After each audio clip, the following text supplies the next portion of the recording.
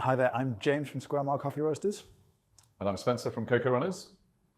And today we're going to talk you through the coffee and chocolate pairing that we have lined up for you today, which is very delicious. I'll start, talk you through the coffee. You have some coffee from Peru, from a region called Cajamarca, and it's a producer group here. It's a kind of collection of producers centered around the town called La Bermeja. The coffee is called La Bermeja. It's a very delicious coffee. We'll talk about it as filter and espresso, as we always do in a little bit. But it's interesting and kind of coincidental that we have coffee from Peru, but we also have chocolate from Peru. And the chocolate is from a valley called Puchero, is where it is based. And it is crafted in Spain by an Italian and Spanish couple who we'll talk a little bit more about. And then we're also going to complement it with a milk chocolate. Now, it counts as a dark milk because it's above 50%. It's 55% dark milk. And it's made by the great Ibald and Jan Willem. And I'm going to try and pronounce this in English because if I say Heinde Verre, no one's going to know what it is, and I'm definitely going to say it wrong. But it actually apparently means near and far in Dutch. And so it's a Dutch chocolate made with Dutch beet sugar, which is refined, Dutch milk, which we're going to talk a bit about, but then the cacao comes from barley. Interesting. Now, I guess we should probably start by brewing some of these up. We'll start with a little bit of filter coffee. So let's start with the Puchero with it. Just to talk through this, Peru is an interesting producing country. It's a very large producing country. It produces a lot of coffee. Historically, it was challenged when it came to specialty coffee for a few reasons. One of them was infrastructure. Often farms were high up in the mountains and not particularly close to washing stations where you'd harvest the coffee, need to get it down to a station. When you pick coffee fruit, it degrades very quickly. And if you don't process it very soon after harvesting, you will see a kind of loss of quality. And that kind of was very common amongst small lot productions in Peru for a long time. The growth of specialty coffee has kind of supported more infrastructure and more interest. And so here, it's still a big challenge. It's, I think, 9 producers centered around this town. The wet mill isn't close by, so they still have to get the coffee quickly post-harvest to a wet mill to harvest. But here, I don't think you've had any loss of quality. It's a very delicious coffee, and I think a good example of what Peru's varieties and also, I suppose, terroir, for want of a better term, can offer. So it's absolutely delicious. It's got lovely length, lots of fruit. Right, you'll find nice red fruit here. In this region, there's been a move back to what we would call specialty varieties. So in the past, a lot of the varieties that we would prize for flavor became less popular because they are not resistant to certain diseases, like leaf rust is very common. But the plants that were planted that were resistant tend not to taste as good, or the varieties that are available. They've moved back now to sort of more kind of specialty varieties, and I think you get a cup that is clean, sweet, really nice kind of red fruit in there for me. Kind of both fresh and almost dried red fruit too. And a little bit of nuttiness too, kind of almondiness rather than a kind of hazelnutty basiness. But I think sweet, very enjoyable. This is a good start your day coffee. This is a good take a break of the day coffee. I think it's very delicious. I think it's absolutely fantastic. No, I think you'd have this any time of the day. And let's continue talking a little bit about Peru, and I'm going to get you to try a bit of the chocolate. So Peru for cocoa chocolate is also very interesting because unlike, for example, Ecuador, where there's primarily one bean that everybody prizes, which is Arriba Nacional, in Peru, there's a huge amount of genetic diversity. So, I mean, if you're going to basically try and blind taste Peru, good lie, because they've got so many different cocoa varietals. So up in the north, you've got Pura, down in other parts, you've got Chincha, etc. And I think part of the reason for that actually links to the story behind this amazing cooperative. One of the great challenges, as you well know, is that Theobroma cacao is a brilliant fruit to grow in the jungle because you need the rainforest canopy to keep it going.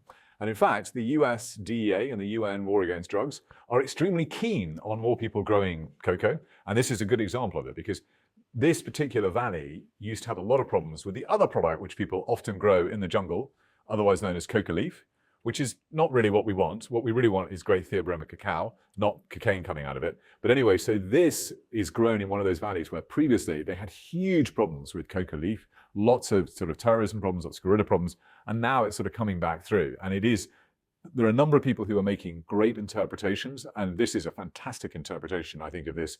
It's 130 people in the community, and I think it's just an amazingly fruity It's incredibly delicious. It's well made. I think the make's brilliant on it as well. The fruit for me is the kind of highlight. As it melts, there's a kind of blossoming red fruit, and it's quite pretty as well. Like it's not just it's got some nice top notes to it. Yeah. Some not florality, but it's a really broad spectrum of kind of red fruit flavors that I really like. And this is always interesting when you have two products from the same origin, shall we say? They're both from Peru. You kind of want to draw lines wherever you can between the two things. The instinct is like, oh, I get some nice red fruit here and some nice red fruit here. Is that the soil? Is it coming from the place? And you're like, well, it's just a coincidence most of the time, especially when you've got so much diversity of kind of plant genetics going on here. A little bit less so here, but it does make for a really fun pairing where it's kind of nice that they're from the same country, and it's kind of nice that they have this lovely complementary kind of red fruit quality to it, without being overly acidic. It's still nice and sweet. No, it's not. It's not at all acid. It's just very. It's very delicious. well done. And actually, Marco and Paloma, who make this, Marco actually originally was a coffee roaster, and he still does make coffee.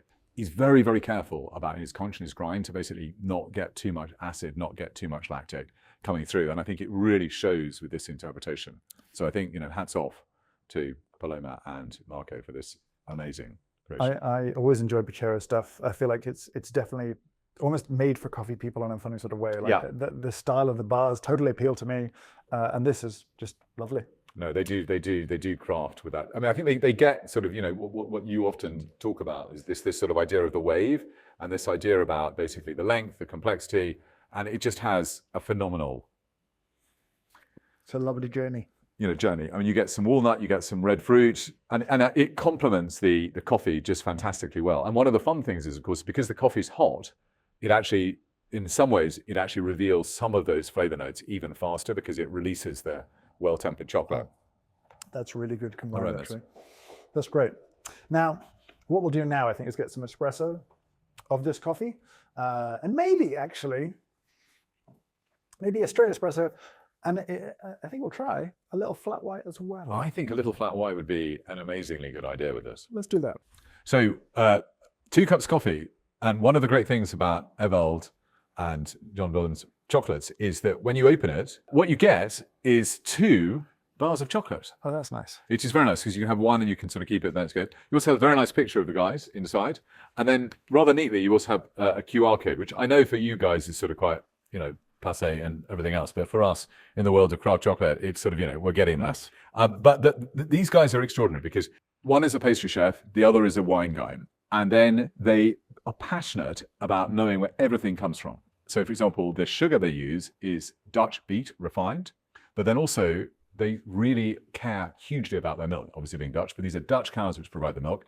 And then the cacao comes from barley, and barley often has sort of smoky, leathery notes. But I think what we'll discover as we try this chocolate, just to give it a quick go, the milk modulates, but without getting rid of any of the length or the complexity. You get caramel notes really sort of coming through. Creaminess. You get a bit of the fruit, but not as much of the fruit as you would get. It's complemented in a way by all that Maillard caramelization, which gives it wonderful complexity, as you would expect from some great wine guys. I love kind of dark milks like this because on the one level, they're just very pleasing. They're just very simply delightful. And then if you pay a little attention, there is complexity underneath. You can tell there's provenance and there's care and there's craft, and it's not just confectionery. No. But it is still as delightful in some ways as confectionery. It's not like confectionery in the sense that you just get that hit. Yep. You really get the length. So even though it's incredibly Moorish, I mean, you're still licking your lips. It's very, very, very Moorish, but you're quite happy just to keep enjoying what you've got. Now.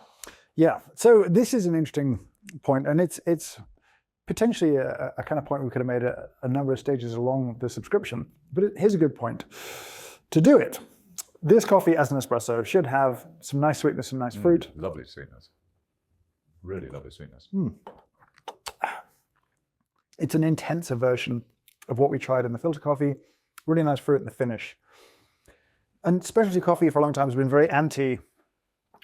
Well, it's better now, but it used to be pretty bad. That don't put anything in the coffee. Don't mix it. But ultimately, things like a flat white are very delicious. And it's really interesting, and to me, a kind of commonality where you can take quite a fruit-forward coffee like this. It's still sweet. It's not overly sour or acidic, but it's quite fruit-forward. And once you combine it with milk, and you could do that with a splash of milk in a sort of filter coffee or as a milk drink like this, it suddenly reminds me very much of that kind of milk chocolate where you've got some complexity, but the kind of caramels take over. There's a richness to it that takes over. There's a sweetness that pops coming from the milk as well. And it is just a very kind of Moorish, enjoyable. I mean, it's great on a cold January as we're sort of moving through. You want a bit of a hug, as you just got out of the ponds and you've done a nice swim. You want something to warm you up and make you feel sort of that there's some cuddles. So similarly, as a milk drink, there's still a little fruit in there. There's still complexity. There's an absence, in a funny sort of way, there's an absence of bad things, which is when I think of conventional coffee, commercial coffee, it's not necessarily that all the flavors are bad. Some of the flavors are nice, but it tends to come with flavors that I don't want. It tends to come with excess bitterness, often harsh, woody, burnt, rubbery kind of notes in there as well. And it's the absence of negative flavor in a funny sort of way that often is a defining characteristic across all specialty coffee, because it can taste a whole host of different ways, but it tends not to have the harshness, the bitterness, the negative flavors, making it feel very clean and letting the sweetness pop and the kind of more complex notes at the top pop. And that's what this is. Like as a milk drink, it's very easy to drink. It's very sweet. I think what you're always looking for, though, is you're absolutely right about the faults, because you get this in a lot of mass market chocolate. So one of the great giveaways of supermarket mass market chocolate is that if it's got vanilla or even worse vanillin in it, it's just a sure sign that it's been over roasted because it's got some faults or some other stuff. And so to try and modulate it, that's what they do. But the problem with that is that it's fairly flat. It does have a bit of length, but it's not balanced. And the lovely thing about this coffee is, even as a flat white, it's got not just the lack of faults, but it also takes you on a nice journey. So it is very, very balanced. You've got lovely, mellow, easy start, and then all sorts of waves. And it's not dissimilar. I think when you try the chocolate, you start thinking, okay, lovely. Hit nicely, very well balanced, very, very mellow. And then you get the journey coming through, a little bit of smokiness here and there, hints of the fruit, definitely a little bit of, I know these words aren't necessarily ones that you like in coffee as much, but we quite like tobacco as a note.